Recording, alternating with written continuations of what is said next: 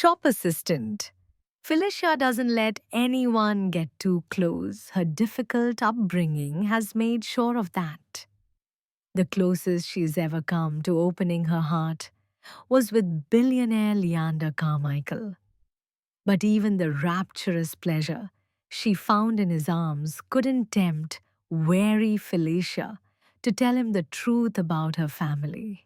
Now, a year later, when Felicia sees Leander again at a glamorous ball, she realizes she's been lying to herself. She didn't just open her heart to Leander, she gave it to him. And what's more, he still has it. As the irresistible chemistry reignites, can Felicia find the courage to tell this brooding billionaire everything, including how much she still loves him? That's the one. Felicia smiled as she stepped back and admired the dress on her client. You really think so? Absolutely. When it came to fashion, Felicia knew what worked and was both confident and assertive in her role. She wore a black shift dress from the boutique's winter range, and her thick, blonde hair was tied in a low side bun. A deep red lipstick provided a pop of color, but it was the client that Felicia wanted to stand out. And in the dress that Felicia had suggested she try, Cindy most certainly did. It was late afternoon on Christmas Eve, and with last-minute shoppers and the Devereaux ball tonight, Felicia was more than busy.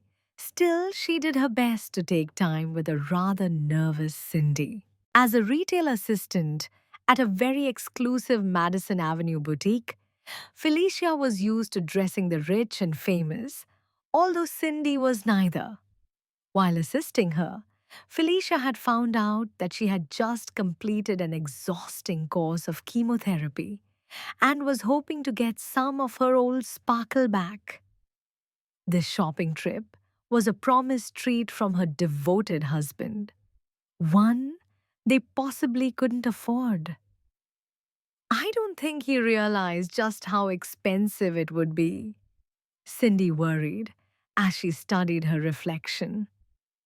It does look amazing, though. She halted as the curtains opened. It was Jacinta, the owner, rather rudely interrupting the fitting. Felicia, can I have a word? I shouldn't be much longer, Felicia responded. Now? Felicia did her best to stop her jaw from gritting as she gave Cindy a smile. I won't be long. She headed to the small office beside the male fitting area, but as always, Felicia's confidence and assertion left her when she spoke with her boss. I was with a client. You always say to give them my full attention. Well, she'll hardly be a return customer, Jacinta waved dismissively. There's no way she can afford that dress. Felicia held in an angry sigh and again forced a smile. What can I do for you, Jacinta? You can cancel any plans that you have for tonight. Felicia blinked. She was already working from midday tomorrow to set up for the Boxing Day sale. All she wanted to do was collapse in front of the television and watch a slushy movie with a slice of pizza and a glass of wine.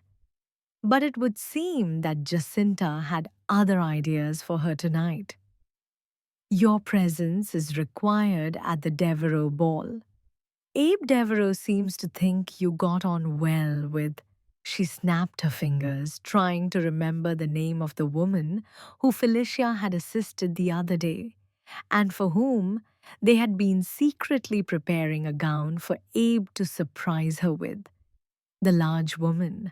Her name is Naomi. Felicia snapped. Not that Jacinta noticed. Yes, well, Abe wants someone to keep a subtle eye on her. Are they dating? Felicia frowned. The Devereaux were all playboys, but from all Felicia had heard and read, Abe had long been involved with Candace, a member of the high society. God, no. Jacinta dismissed. I think this Naomi is a friend of his brother's wife. It sounds as if he's been lumbered with her for the night. She won't know anyone, and we all know how bitchy these balls can be. The amazing thing was, Felicia thought Jacinta didn't get the irony of her own words, although she had more on her mind than her spiteful boss right now. Jacinta, as much as I'd like to help, I really can't. Rarely did Felicia stand up to her boss. The truth was, she needed this job too much. But there was no way she could attend the Devereux ball tonight. Leander Carmichael moved in the same circle as the Devereux. He even had an apartment in the very hotel where the ball was being held. It was where they had met more than a year ago. She had been heading for home, having just delivered a coat to a client who was a guest at the hotel. She had been wearing a black shift dress and expensive velvet shoes, which were the uniform of the boutique, but Leander had assumed she was a guest or there for drinks. Felicia had never corrected him. It was where they had first made love, and where Leander had ended them. Unnoble, he had called her. Distant. Cold. No, not cold. She had wanted to refute, for he set her on fire. But yes, she had kept herself distant, sure that if he knew the real Felicia, then he could not want her. The real Felicia who lived in a crummy bedsit and had no real family to speak of, save for her mom in prison. The real Felicia, whose designer clothes were actually her work wardrobe. How could she tell him that the polished young woman was a persona she had developed from listening to clients? How could she admit that she was a lie? And so Felicia hadn't. Instead, she had kept up the pretense, letting him think she had a far more glamorous life, as well as a family who adored her.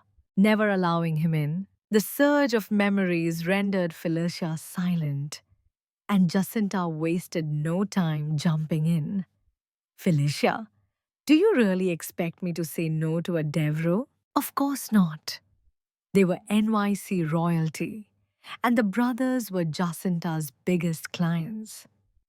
Every season, Felicia headed to their sumptuous headquarters and helped them select their wardrobe for the upcoming season. For the last 3 months, the boutique had been humming in preparation for the ball. Of course, Jacinta wasn't going to say no to a Devereux, but if forced, she made it very clear what the consequence would be, and Felicia could not afford to get fired. Word gets around, Felicia, Jacinta said with a warning edge. Now, am I to ring Abe Devereux and tell him that you'd be delighted to keep an eye on Naomi tonight? Sure. Good, now hurry up with that woman and then we'll get to work on you. That woman, or rather Cindy, was now dressed in jeans and had placed the dress back on its hanger. I'm going to have to pass, she said with a wistful sigh. It's gorgeous, but I really can't justify it. Was it for a Christmas party? Felicia asked, happy to offer a few tips and maybe suggest a couple of cheaper purchases that might pep up an outfit she already had. No, for New Year's Eve, Cindy said. We're having a party then to wave off this horrible year and really ring in the new. It sounds silly, but I wanted to show my family and friends the new me how I'd come through. I get it, Felicia said. More than anyone, she knew the difference the perfect outfit or accessory could make. Felicia had had an extremely challenging upbringing with a neglectful mom, but as a young teenager, her caseworker had given her a care package. It had mainly consisted of toiletries and tampons and things, all of which Felicia had been incredibly grateful for. But nestled within had been a red silk scarf tied up in a silver bow. Whoever had donated the gift had wrapped it with loving care. It had been, and still was, the most beautiful thing Felicia had ever owned. The scarf had held the scent of its previous owner's perfume, and Felicia had imagined her as both glamorous and kind. That simple scarf had transformed her tatty jeans into an outfit. It had brightened not just her clothes, but her mood, and she had sworn when she wore it that one day she would put the chaos of home behind her and reinvent herself. Felicia had. She visited her mom once a month, and they spoke on the phone, but for the most part, she had put her terrible upbringing firmly behind her. And not just moved on, she had run from her past. Yes, Felicia knew how the right clothes changed a person's confidence. And so, as Cindy thanked her for all her help and wished her happy holidays, Felicia told her she was working during them and said something that she really shouldn't. "I'm here on Boxing Day. Why don't you come in then?" Cindy frowned and then got what Felicia was trying to say: the dress would be reduced in the sale. Oh, Jacinta would fire her on the spot if she ever found out, but Felicia had simply had enough of her insufferable ways. Now she just had to find the courage to move on. "Don't wear perfume," Jacinta warned, "and be sure not to spill anything." Felicia stood, arm raised, as her boss pulled up the concealed side zip and relayed instructions. "And when anyone asks about your gown, be sure to let them know that it's from the next season's range." Jacinta paused and then gave a rare compliment. "Believe me, you'll be asked. It looks as if it's been designed exclusively for you." The gown really was exquisite. The fabric was a lustrous silk charmeuse in deep scarlet, with elegant lines that married well with Felicia's slender frame, and a boat neck exposed her naked pale shoulders. It had proved impossible to get a last-minute booking, and so Raina, the manager, had pinned her hair, though Felicia had done her own makeup. Although Jacinta had strongly suggested red lips to go with the gown, Felicia had gone with neutral. The lectures continued as Jacinta drove her the short distance to the hotel. "And remember, Naomi is not to know that you're being paid to keep an eye on her." "I'm being paid," Felicia said. It was the first she had heard of it, and judging by Jacinta's sudden silence, also the last. God, this was the last place on earth she wanted to be, Felicia thought, as the iconic hotel came into sight. Too many of her memories were housed in this place, and they all bore Leander's name. As she walked the red carpet alone, Felicia recalled Sunday afternoons walking into the hotel together, hand in hand, after a summer walk in the park. And in the lobby, as she was handed a rose, instead of taking in the sumptuous decorations, she looked over to the bar where she had met Leander some evenings. She'd scoured thrift stores for designer labels and even taken to hiring outfits just to look the part, squeezing in a blowout after work that she could ill afford, just trying to keep up with his glamorous life in an effort to not let Leander down. The ballroom was stunning. Huge chandeliers cast dancing beams of light on the beautiful people beneath. Felicia's eyes searched among the guests. Naturally, she looked for Naomi, but her stomach was tight with anticipation that she might, after all this time, finally see Leander. He wasn't here. Oh, there were hundreds of guests, but it took only a matter of moments to be certain that Leander wasn't one of them, despite the presence of a few men who were just as tall or had chestnut hair and a stance that made her heart leap at 100 paces. Even the men with their backs turned, who almost fitted the Leander bill, were dismissed with a sweeping glance, for his very stance was encoded to memory right down to the minutiae of the nape of his neck. No, Leander wasn't here. Felicia let out a sigh of relief and told herself it was not one of disappointment. It was, in fact, a wonderful night. The champagne was as icy cold as a New York Christmas Eve night, and the music was sublime. Felicia really wasn't needed because Naomi truly was the belle of the ball, turning heads wherever she went. There was only one time that she looked a little awkward and alone, and it was then that Felicia made her way over and tapped her on the shoulder. I knew you'd look stunning. Felicia. Naomi's smile was genuine and wide, and she seemed thrilled to see another familiar face. How lovely to see you. It's even lovelier to see you. They chatted easily, even when a gentleman dressed in gold robes joined them and gave a nod to Felicia. The speeches are about to start, he informed Naomi. Would you like to move closer to the front? I think here's fine. Naomi smiled, clearly happy to stay a little in the background. It was all very relaxed until a woman approached, clearly having decided they ought to be standing at the front. We're fine. Naomi politely smiled. I was actually speaking to the Sheikh Prince, the woman said in an affected voice. Goodness, Felicia thought, biting into a little chocolate cup. She'd been just about to ask the Sheikh Prince to grab her another glass of champagne as the waiter passed. The speeches were gorgeous and soon over. And as the night was fading away, Felicia watched as Abe took Naomi in his arms and they danced. Oh, Jacinta was wrong, for clearly Abe was far from lumbered.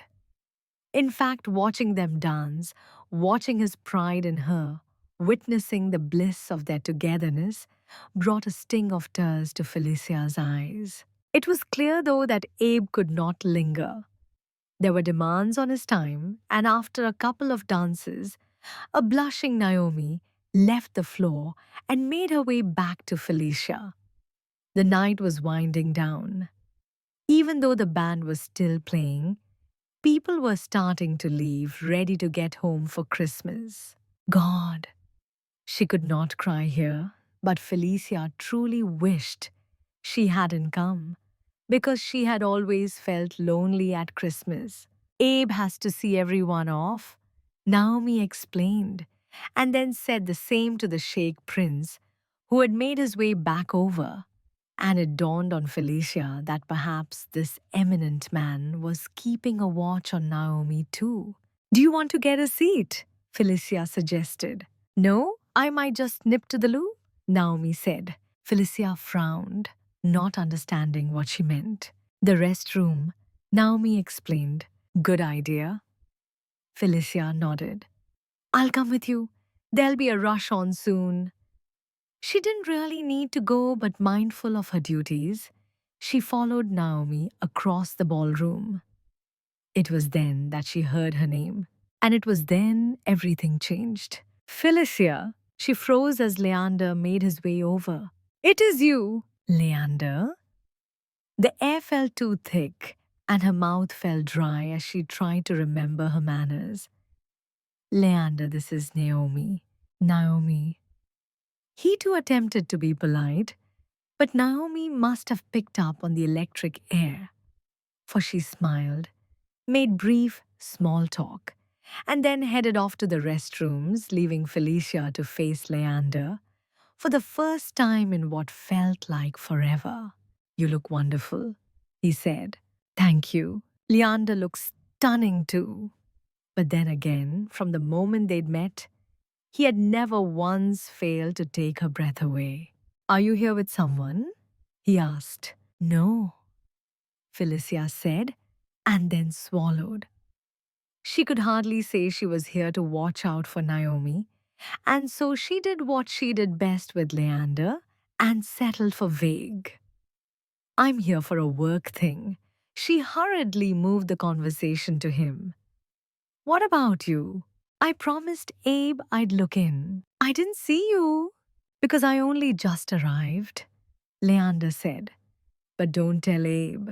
She gave a half smile, an awkward smile. Felicia truly didn't know how to make mere small talk with him, but she tried. What are you up to? I'm working in the Middle East on a project with Khalid. Khalid, the guy you were just standing with. Oh, yes. That he was on first name terms with a Sheikh prince only reminded her of their differences. What sort of project? Felicia asked, because she had learned long ago that most people love to talk about themselves. Only Leander wasn't like most people. I really don't want to talk about work, Felicia. They were standing close to the exit, and guests were starting to disperse, eager to get home, to babysitters, and beat the rush for cars. I have to go, she said hurriedly, for although people were leaving, the band still played. She felt rather certain he was going to ask her to dance, and she simply did not know how to be held by him, only to have to let him go. No, there could be no casual dance, nor a little catch up for old times' sake. She was too overwhelmed and too raw and hurting from their parting for that.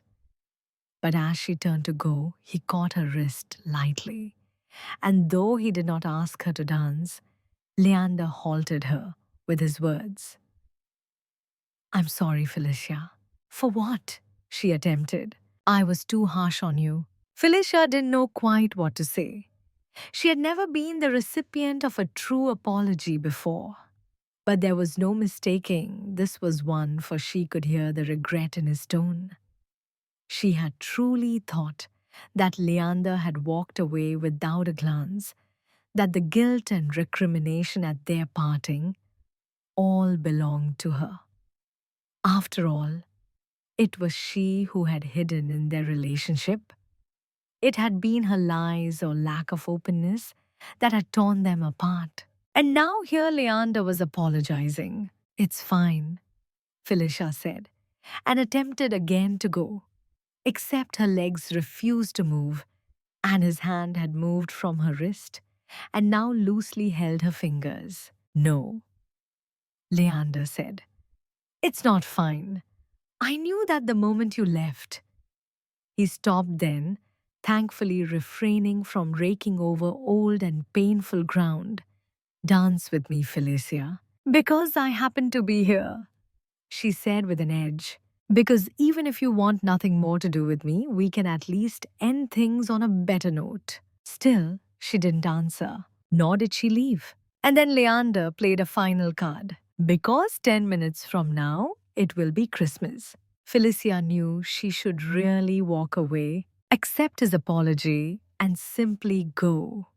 But as it was announced that this dance would be the last of the night, Felicia instead took the chance to be back in his arms. Just one more time, one dance. But it would surely finish her, or rather, she would have to start all over again. Even as Leander led her to the dance floor, Felicia knew that by tomorrow, she would have to reset the Get Over Leander app on her heart, and the ache of withdrawal would recommence. Yet she went willingly into his arms. Here in the dark with the music thrumming for a moment, she let herself forget all the hurt and sank into the bliss of being held by him again. No one could make her feel like Leander did. He was so arrogant and assured, and yet so reassuring, all at the same time. When Felicia was with him, it felt as if a shield had been placed between the two of them and the rest of world. I was going to send you flowers, he told her. Burnt orange tulips, in fact, but I didn't know where you lived.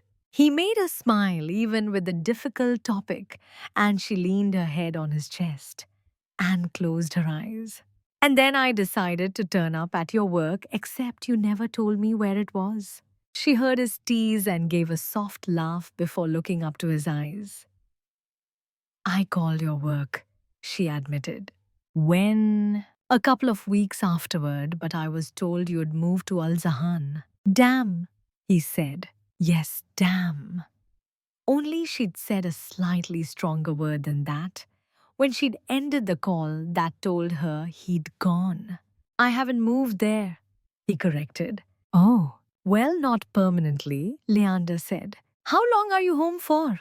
Until tomorrow, which gave them only tonight, Felicia thought, as they danced some more. Just danced. Yet her heart tripped into the same rhythm it had once found with him. I missed you, Leander said. His words were said close to the sensitive shell of her ear, but they pierced everywhere.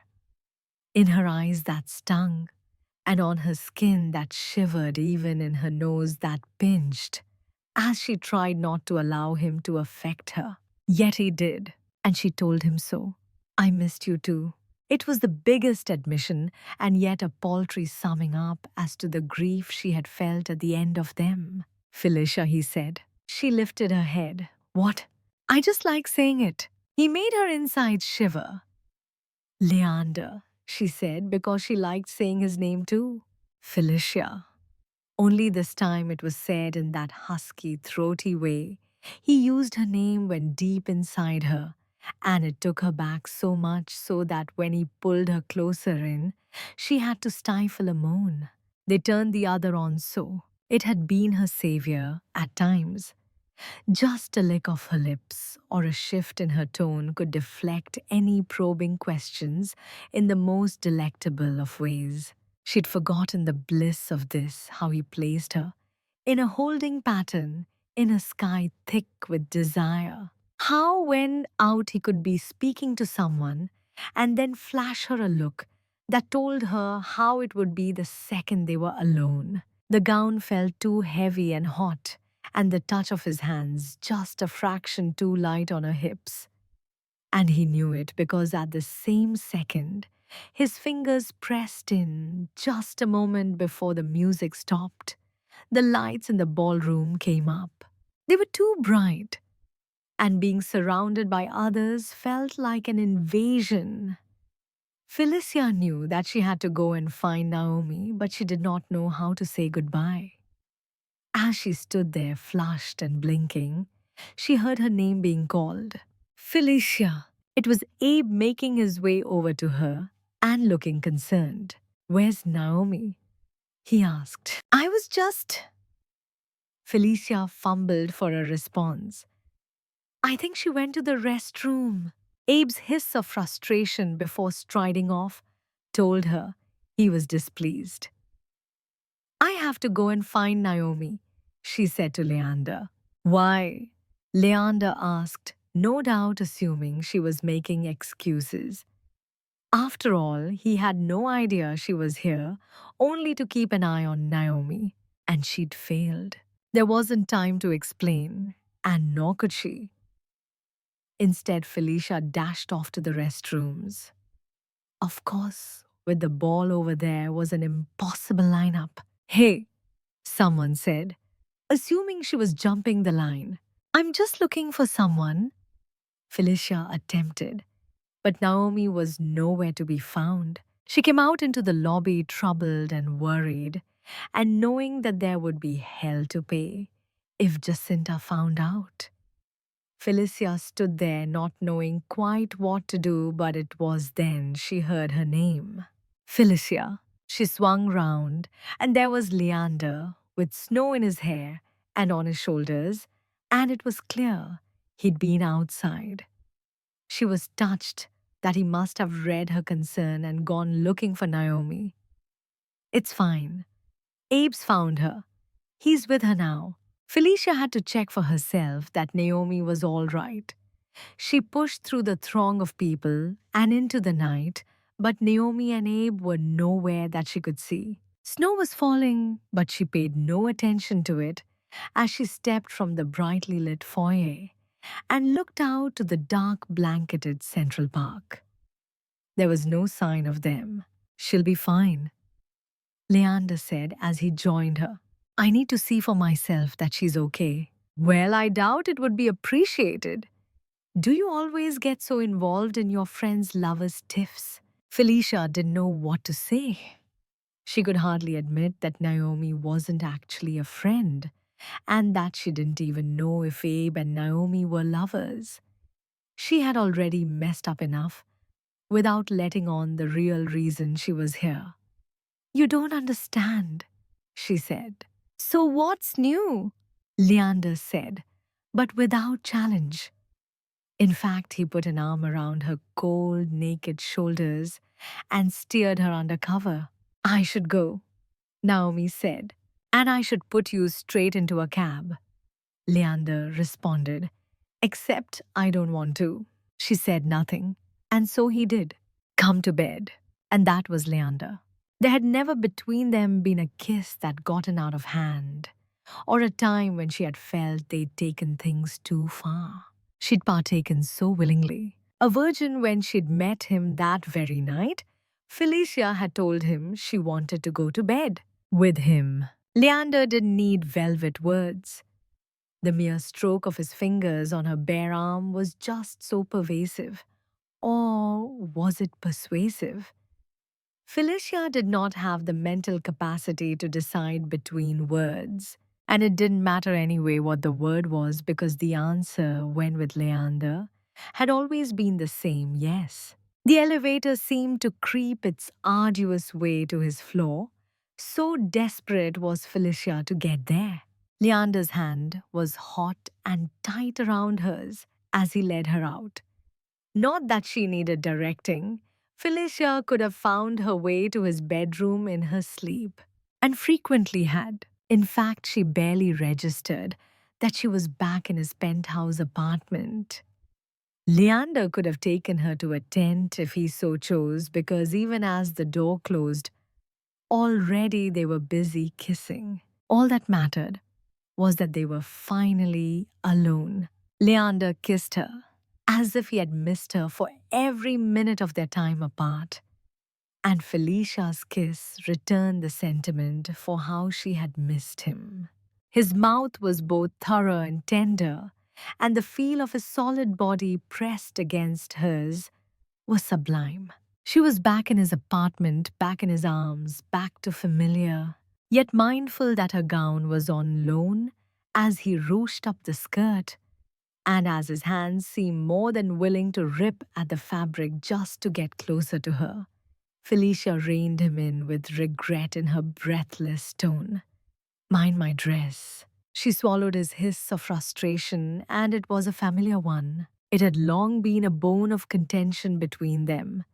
Leander could not know that her wardrobe was borrowed, but he pulled back, and she looked at his gritted jaw as he restrained from shredding her dress. Yet, time had changed him, because instead of a roll of his eyes, he looked deep into hers, and instead of complaint, he took her hand and lifted her arm far more tenderly than Jacinta had, and way more sensually, for he kissed the sensitive pale flesh of her inner arm slowly and softly. Hold it there, Leander said, and removed his grip. She held her hand up high. It was a gentle torture, and Felicia shivered as he undid the tiny clasp at the top of her zipper, biting her lip in self-imposed frustration as he pulled the zipper down. Stay still, Leander warned. We don't want to ruin your dress. He turned around the eccentricities that once had irked.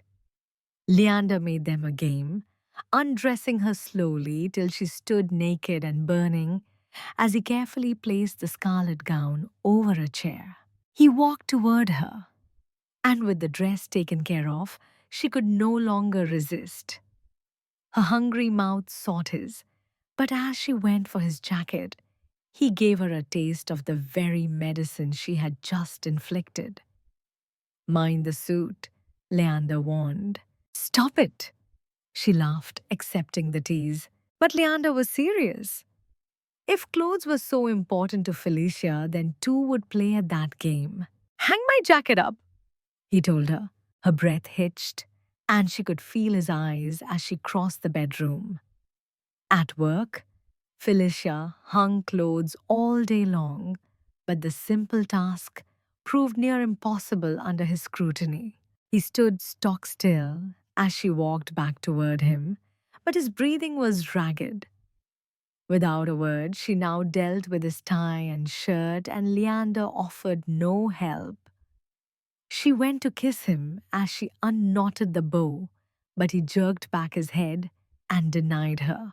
With haste, she dealt with the shirt. Her breasts felt too heavy, and her nipples ached for his fingers to soothe, but he stood absolutely still as she revealed his torso. Leander had caught the Alzan's sun and almost did not belong in the midst of a New York winter. His stomach was flat and tensed as she ran a hand lightly over it, but he caught her wrist as she went for the buckle. Shoes first, he instructed. Leander, she said, and it was a plea because she wanted to hasten this game. Hell, isn't it? He offered by way of response and pushed her head down. Yes, for there were his shoes, his socks. Felicia was naked and kneeling and dizzy with lust as she went for his belt, and he could play this game no more. Leander stripped the last remnants off and scooped her up without protest. He just unfolded her, from kneeling so that she was held against his body, unresisting, and he kissed her all the way down onto the bed, where he paused and knelt over her. Felicia lay both squirming and warming to his slow perusal of her body, and his words made her quiver on the inside. I never stop missing you, Leander said. With others, he was sometimes aloof and reportedly cutting. With Felicia, never so. She should not want to cry, yet those words made her throat close on salty tears, for Felicia had never stopped missing him either.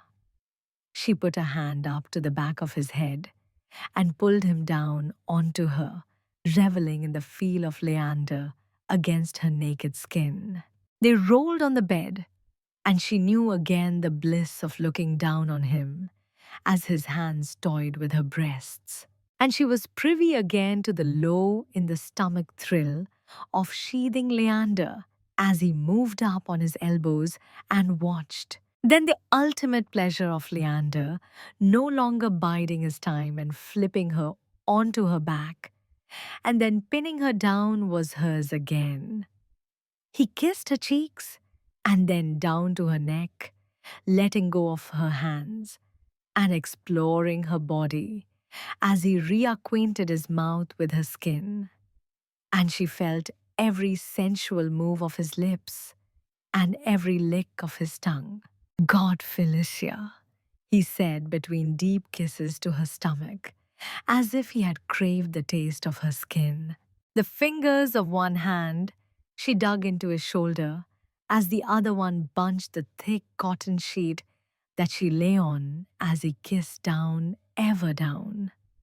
He stroked her thighs open and he stroked her within, and he knew, because he knew her, that the noises she did make were the most telling. The sumptuous pleasure he gave she took in silence, until finally she caved and cried out at the skill of his knowing touch. He took her, then crushing her with his body and allowing for no time to regroup as he drove in hard. Leander. She choked out the word almost in rebuke because it was beyond intense, but he did not adjust his thorough strokes. Like the morning sun blazing in, but at midnight, there was nowhere to hide from the fierce glare of his passion as every nerve in her body surged. And then he summoned her to join him. Felicia. Leander said it as he had on the dance floor, in the tone he generally reserved, for when deep inside of her and her center pulled tight at his summons, and she came to his breathless shout. It was delicious to lie there with him on top, to try to drag air into her lungs as Leander fought also to catch his breath, and to then smile at each other in sheer joy at the pleasure they both gave the other and made. It was after they made love that she braced herself, certain as they pulled apart that the questions would start. But for all she'd remembered about Leander, she'd forgotten how quickly he could fall asleep. It was, she knew, only a temporary reprieve, but for now, Felicia decided she'd take it. Felicia awoke to his kiss and then drowned in the sheer pleasure of being made long, slow love to. Merry Christmas, Leander said afterward. Of course it was. Merry Christmas, Felicia said, and stretched and smiled. It was a very Merry Christmas. In fact, it was already the happiest she had ever known. Leander had always looked amazing in the morning, but he looked particularly so now. Unshaven and looking down on her, it would, Felicia thought, be all too easy to spend the day in bed. You've been working out, Felicia said, and ran a hand down his toned arm. Al-Zahan isn't exactly Manhattan, Leander said. Until the new hotel opens, there isn't a lot to do at night, and so.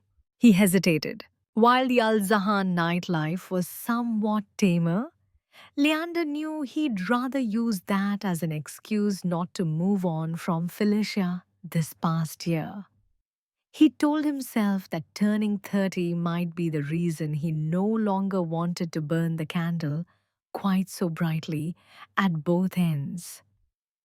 Yet he'd willingly burn it every night and again in the morning if Felicia were there with him. And if Felicia were there, then those long work lunches would be a thing of the past too. What's it like there? Felicia asked. It's already amazing, Leander said. It's going to be more so soon. The hotel is rose gold colored like the palace. It's a great place for a holiday, Leander said. Escape winter. He told her about the desert and the romantic getaways there as he drew circles with his fingers on her stomach. I think that you'd love it, he told her, and then kicked himself as a little surge of tension shot through her. He wondered if he was hinting too hard, especially since he was due to head back there tomorrow. Only it wasn't about that. Felicia wasn't well-traveled like Leander. She had never been out of the New York City and didn't even have a passport, let alone any leave owing. Hearing him speak felt at times as if he were describing a dream, but then she'd crash back to earth. And Leander must have felt the sudden change in her because he was climbing out of bed. Where are you going? To have a shower, and then I've got a couple of work calls to make, and then. He hesitated. Felicia guessed he was about to suggest that then they would speak, but he didn't. Have you got a lot of plans for today? He asked. Felicia nodded. You? Nothing I can't rearrange. Don't you have to be with family? Let's speak in a bit, Leander suggested. Why don't you go back to sleep for a while? Felicia would have loved to go back to sleep, except she dared not. It was already after 8, and her mom was calling at 10, and after that she had to head into work. She just could not imagine speaking with her mom in front of Leander. Their calls were generally strained, but at times her mom could be downright hostile. The knot of anxiety that lived like a host in her chest suddenly flared, and Felicia sat up in the bed and turned on the side light. For the first time since her arrival, she looked around the bedroom and took in her surrounds. The silk wallpaper and the heavy walnut furniture were familiar from earlier times spent here. So too was the heavy carafe of water by the bed from which she poured a drink. Yes, her surrounds were familiar, and so too were the problems she faced. Felicia simply didn't know how to tell him about her present, let alone her past. How could a man who kept an apartment in Manhattan, which he currently barely graced, even begin to understand that she had to go into work today, or that her mom, a repeat offender, was serving life? Felicia simply didn't have the strength to paint over her lies, and neither did she have the courage to admit the truth.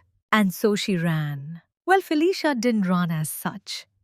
Instead, while he was in the shower, she pulled on her underwear and gown, and hearing the taps turn off, she made her quiet way out of the suite. Regret was present even as she closed the main door. And near the elevators, tears threatened to choke Felicia as she passed a smiling maid, wheeling a champagne breakfast toward Leander's suite.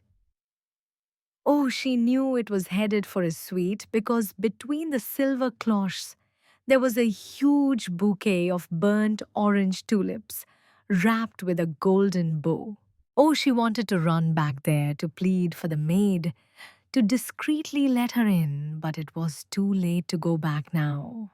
And anyway, Felicia told herself as she huddled in a cab, nothing had changed. Her problems remained the impossible same. Dad, you could always come for dinner, Leander said as he came out of the shower. He was trying to keep his voice casual, for he knew that any talk of family always made Felicia run. Then he realized she wasn't in the bedroom. Breakfast must already be here. Mindful that burnt orange tulips in the middle of winter might take a while to arrange, he'd ordered them while Felicia had slept. But then he saw that her gown was no longer on the chair, and the realization hit that Felicia was gone. On Christmas Day, she had walked out on him. "Would you like me to set up, sir?" the maid offered as he stepped into the lounge. It took a few seconds before Leander could answer. No? With supreme effort, he remembered his manners. No, thank you. Mimosas, Leander soon found out, were really no fun on your own. In fact, rather than maudlin, they made him cross. Forget about her, he told himself. Even when they'd been together still, she hadn't really let him close. Oh, my apartment is being renovated. Leander mimicked her voice as he paced his apartment. He knew nothing about her. She was evasive as to where she lived, where she worked. He knew only that she worked for some fashion house. Another conversation, when he'd suggested meeting the other's family, flashed to mind. I'd love you to meet them, but my parents are away for fall. She'd moved so seamlessly into his life, but had never allowed him into hers. And it had driven him wild. Hot in bed, cold in certain conversations, Leander recalled every instance that she had shut him out and told himself he was far better off without Felicia. He reminded himself how when they'd been together, she's been so secretive, so unforthcoming with details that he'd actually considered there might be someone else. That was it. Leander decided Felicia could even be married. But then he remembered that she'd been a virgin when he'd met her. She'd been so nervous yet trusting and wanting, and the memory hit like a fist. Now came Maudlin, and it was only because it might be her that when it rang, he picked up the bedside phone. Only it wasn't Felicia. Instead, it was Khalid, who he'd texted from the ensuite, hoping to arrange a few days off to buy him and Felicia some time. It's not a great time, Khalid said. Yeah, I forgot it was Christmas when I messaged you, but I don't do Christmas, Leander, Khalid said.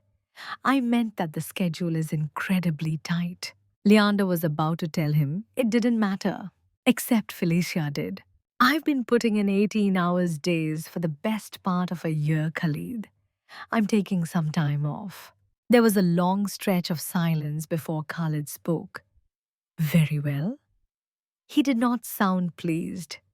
Anything else? Leander could hear the sarcasm in the Sheikh Prince's words, but he chose to ignore it. Actually, yes. The woman you were speaking with last night. Naomi. No? Leander said. Her friend Felicia. I don't know her, nodded Leander. But then Khalid spoke. I don't think she's a friend of Naomi's. I'm certain she is, Leander said. Famous last words. No, Khalid refuted. I think she arranged Naomi's gown. That's right, she works in retail. Does she now? It was Leander decided time to solve the mystery of Felicia. You're getting a bargain. Jacinta's smile was tight as Felicia wrapped the coveted dress for Cindy. More than anything, Jacinta loathed the Boxing Day sales. I can't believe my luck, Cindy agreed. And to think I nearly paid full price. As Jacinta waltzed over to the menswear, the two women shared a smile. You're going to knock your husband out in this, Felicia said. I hope not. Cindy smiled. I need him too much. He sounds wonderful. Oh, he is, Cindy agreed. I never thought I'd say this, but I'm actually grateful for what we've been through. We're closer for it. Really? Cindy nodded. The hardest part of this was letting him take care of me. I'm sure he wanted to. Oh, he did. Cindy agreed. But I had to come to trust that he wanted to take care of me. Felicia was pondering what Cindy had said as she cut a length of ribbon. I don't need a bow, Cindy said. Maybe not, Felicia smiled. But you deserve it, so you're getting one. She was just tying the bow around the handles of the bag when she glanced up and saw him. Oh, for a second, she was sure that she must be seeing things. Felicia wanted to use the desk as a tornado shelter and crouch under it until the threat had passed. But she couldn't do that and keep her job. And so Cindy got a rather shaky bow. Enjoy, Felicia said as she handed her purchase. Oh, I intend to, Cindy agreed.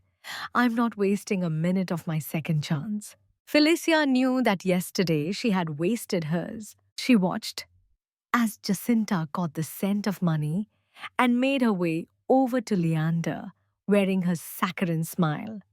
Can I help you? She asked. I hope so, Leander said. My usual tailor is off over the holiday season, and I'm looking to have a suit made. He didn't look over, and certainly he didn't acknowledge Felicia. Yet she knew it was no accident that he was here. Leander Carmichael had no need to brave the Boxing Day sales. And anyway, he was supposed to be headed back to the Middle East. Felicia carried on with her work as Barnaby the tailor took Leander off to be measured. And still, he didn't so much as look her way. And later, a good hour later, when he came out from the male fitting room and passed her, he said nothing, not a single word. But despite feeling flustered and more than a little confused, there was also a whisper of relief that swept through Felicia. He knew where she worked now. Damn. It didn't seem to matter that he knew, though. For 8 full days, Felicia lived on her nerves and tried to fathom what his presence in the boutique could possibly have been about. Was it Leander's way of showing her he knew what a fake she was? His way of letting her know that he was aware she didn't spend her days shoulder to shoulder with designers and supermodels as she assumed you did if you worked in a fashion house? And what did it matter, she told herself. He was surely back in Alzahan by now. Yes, for 8 days Felicia pondered the mistakes of the past, but for 8 nights she sat with her brand new journal and made future plans. No, she would not be taking up jogging, nor would she be again attempting to cut carbs. Instead, she was giving her life a makeover. It was time for change. Real change. It was time to run to her future instead of from the past. In fact, she had scored an interview for a very plum job at one of Jacinta's main rivals, and Jacinta must not find out. Leander, welcome. Jacinta's less than dulcet tones combined with his name made Felicia jump. I do hope you're not looking for Barnaby, Jacinta twittered on. He isn't in on Fridays. That was the very reason Felicia had almost relaxed. Since Leander had first been into the boutique more than a week ago, she had been on high alert. But today was the one day she had been sure their paths wouldn't cross. But here Leander was, in black jeans, and beneath the coat that he handed to the greeter, he wore a grey jumper that showed off his toned arms and flat abs. And he wore it deliberately, Felicia was sure. "I'm not here to see Barnaby," Leander said in his gorgeous, snobby voice. "I was hoping to buy a gift for a—" He hesitated. "Well, I don't really know how best to describe her. She's a bit of a mystery, really." "A mystery?" Jacinta smiled. "More like a pumpkin with a delayed timer," Leander said. "I'm not with you." It was well after midnight when she disappeared. Felicia's cheeks were on fire, and more so when Jacinta called her over and informed Leander that she had just been about to head off but would leave him in Felicia's more than capable hands. His lips twitched at that, although only a touch. "How can I help?" she asked. "As I was saying, I heard," Felicia said and decided to just get it over with. "I'm assuming for your mystery woman that you'll be looking at lingerie." "Incorrect," Leander responded swiftly. "Because that would be crass. You see, I don't really know her at all." He looked at dresses and at the jackets and coats. "I really don't know," he admitted. "What do you suggest?" Felicia flailed helplessly for a moment. He was being supremely polite, and apart from the pumpkin reference to Jacinta, he was avoiding mentioning what had taken place between them. Yet he was here. Somehow Felicia knew he was giving them a chance. She didn't even know how to begin to tell him about her painful past. She just didn't know where to start. Or maybe she did. "A scarf," Felicia croaked and watched as he frowned at her suggestion. "That seems rather boring, no?" She shook her head. "It's really not. I got a silk scarf when I was 13. It came in a care package." "A care package? From my caseworker?" Felicia said. My mom wasn't doing so well.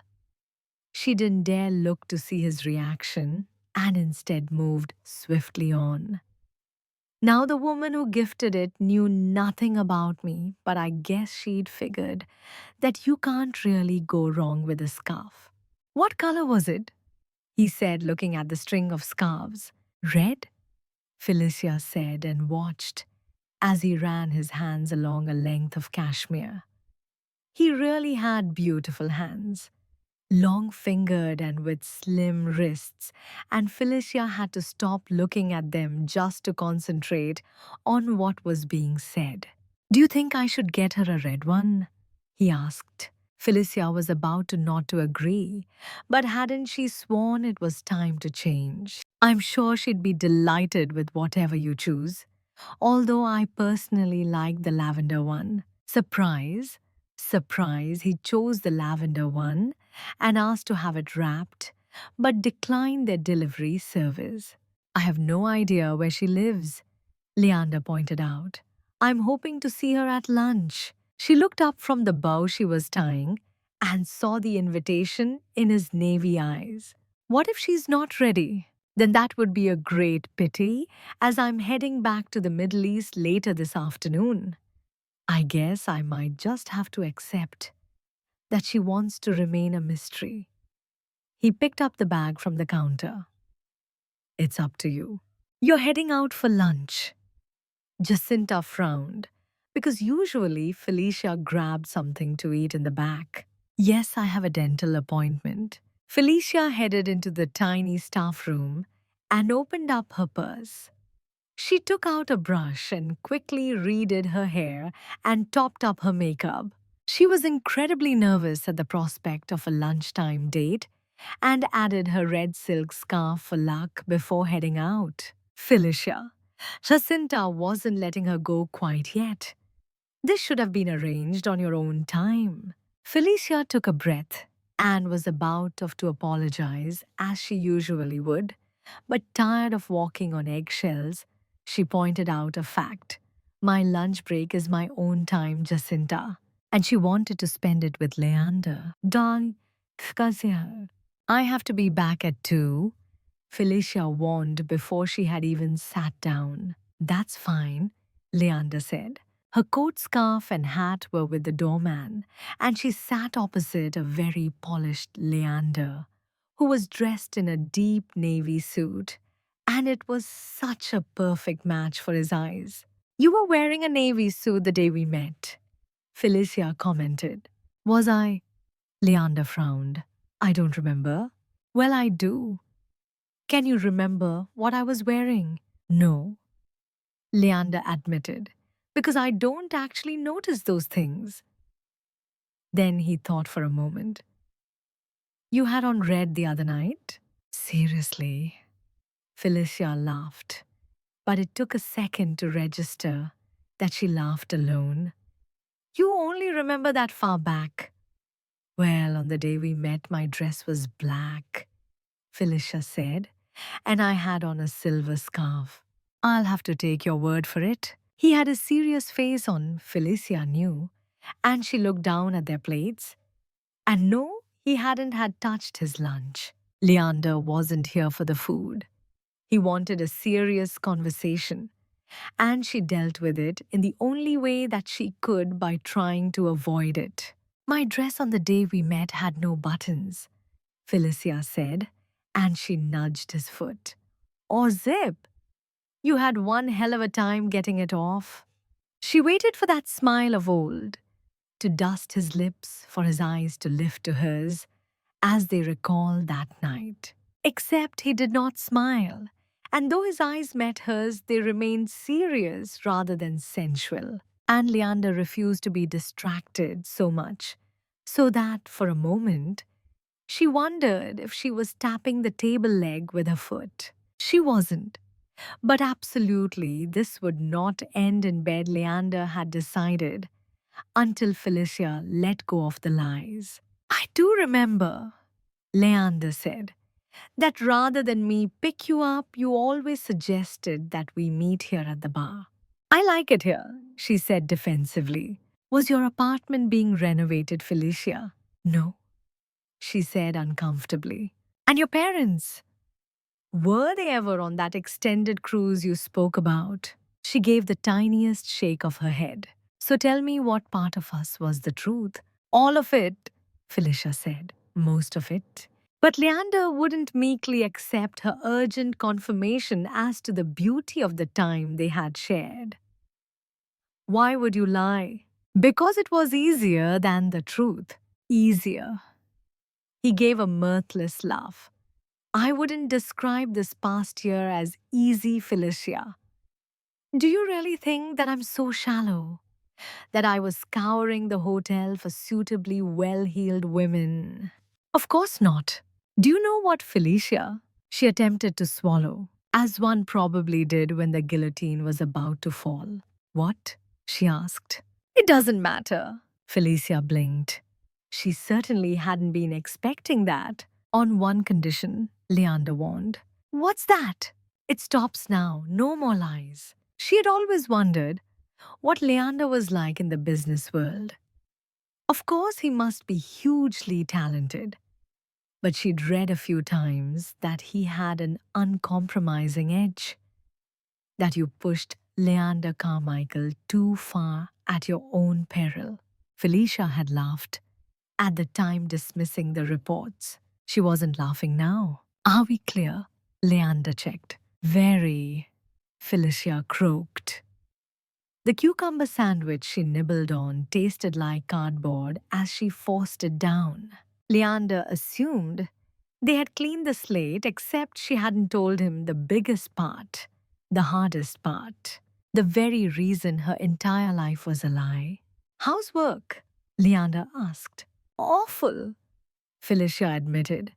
And though it was bliss to see him smile, she could not bear to think of his face when she told him her truth. I've got an interview tomorrow. Where? He whistled when she told him, "It's Jacinta's main rival. Really, I don't stand a hope. She's hardly going to give me a reference, and without one, I'm sunk." "You could put down a client," Leander suggested. "No, thank you," Felicia said as she shook her head. "I want to do this myself." "Fair enough. I'll need to get back," Felicia said, because with the walk back, her 45 minutes would soon be up. "Are you really leaving this afternoon? Or were you just saying that to get me here?" "I don't do that type of thing, Felicia," Leander said. "I head off soon." He called for her coat and things, and when she was suitably dressed, they started to head outside. "So this is goodbye?" "No," Leander said. "This is a whole new start." They walked back hand in hand under his huge umbrella, but just before they reached the boutique, Leander turned her to face him. "Do you know what I remember about the day we met?" "Not my dress." Felicia smiled. "Your hair was falling out of its tie," Leander said. "And you blushed?" "I didn't. The same second that we met." He kissed her frozen cheeks, and then he moved his mouth to her ear. "And I do remember trying to get that dress off."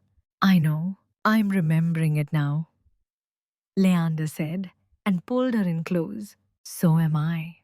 "Do you trust me, Felicia?" "I think so," she said, and neared her mouth to his, but instead of kissing her, Leander did something that she perhaps wasn't ready for.